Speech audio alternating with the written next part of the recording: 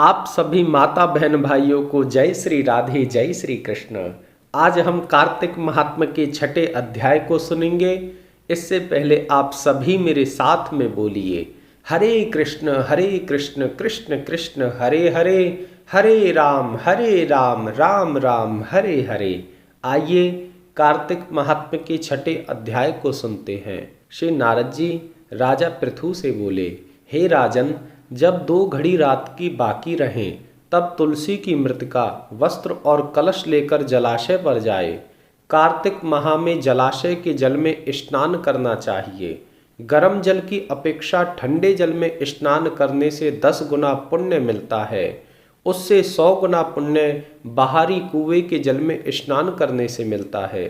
उससे भी अधिक पुण्य बावड़ी में और उससे भी अधिक पुण्य तालाब में स्नान करने से मिलता है।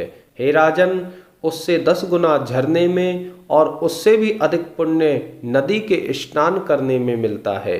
उससे भी 10 गुना पुण्य जहाँ 2 नदियों का संगम हो वहाँ मिलता है। और यदि कहीं 3 नदियों का संगम हो तब तो पुण्य की कोई सीमा ही नहीं है। हे राजन, स्नान से पहले भगवान का ध्यान करके स्नान का संकल्प करना चाहिए। फिर तीर्थ में उपस्थित देवताओं को कर्मशः अर्घ्य, आचमनीय आदि देना चाहिए और कहना चाहिए, हे कमलनाथ, आपको नमस्कार है। हे जल के भगवान, आपको प्रणाम है। हे ऋषिकेश भगवान, आपको नमस्कार है। मेरे दिए हुए अर्घ को आप ग्रहण करें। बैकुंठ, प्रयाग तथा बद्रिका आश्रम में जहाँ कहीं भगवान विष्णु गए वहाँ उन्होंने 3 प्रकार से अपना पांव रखा था। वहाँ पर ऋषि, वेद, यज्ञों सहित सभी देवता मेरी रक्षा करें। हे जनार्दन, हे दामोदर, हे देवेश, आपको प्रसन्न करने हेतु मैं कार्तिक मास में विधि विधान से ब्रह्म मुहूर्त में स्नान कर रहा हूँ। आपकी कृपा से मेरे सभी पापों का नाश हो जाए। हे प्रभु, कार्तिक मास में व्रत तथा विधि पूर्वक स्नान करने वाला मैं अर्घ्य देता हूँ। आप श्री राधिका सहित इसे ग्रहण करें। हे कृष्ण, हे बलशाली राक्षसों का संहार करने वाले भगवान, हे पापों का नाश करने वाले, कार्तिक मास में प्रतिदिन दिए हुए मेरे इस अर्घ्य द्वारा कार्तिक स्नान का व्रत करने वाला फल मुझे प्राप्त हो। आपको बारंबार प्रणाम है प्रभु। हे राजन, तत्पश्चात विष्णु, शिव तथा सूर्य का ध्यान करके जल में प्रवेश कर नाभि के बराबर जल में खड़े होकर विधि पूर्वक स्नान करना चाहिए। गृहस्थी को तिल और आंवले का चूर्ण लगाकर तथा विधवा स्त्री व यति को तुलसी की जड़ की मिट्टी लगाकर स्नान करना चाहिए। राजन, सप्तमी, अमावस्या, नवमी, त्रयोदशी, द्वितीया, दशमी आदि तिथियों को आंवला तथा तिल से स्नान करना वर्जित है। स्नान करते हुए यह प्रार्थना करनी चाहिए, जिस भक्ति भाव से भगवान ने देवताओं के कार्यों के लिए 3 प्रकार का रूप धारण किया था, वही पापों का नाश करने वाले भगवान विष्णु अपनी कृपा से मुझे पवित्र बनाए। जो मनुष्य भगवान विष्णु की आज्ञा से कार्तिक व्रत करता है उसकी इंद्रादि सभी देवता रक्षा करते हैं, इसलिए वह मुझे पवित्र करे। बीजों, रहस्यों तथा यज्ञों सहित वेदों के मंत्र, कश्यप आदि ऋषि, इंद्रादि देवता मुझे पवित्र करें।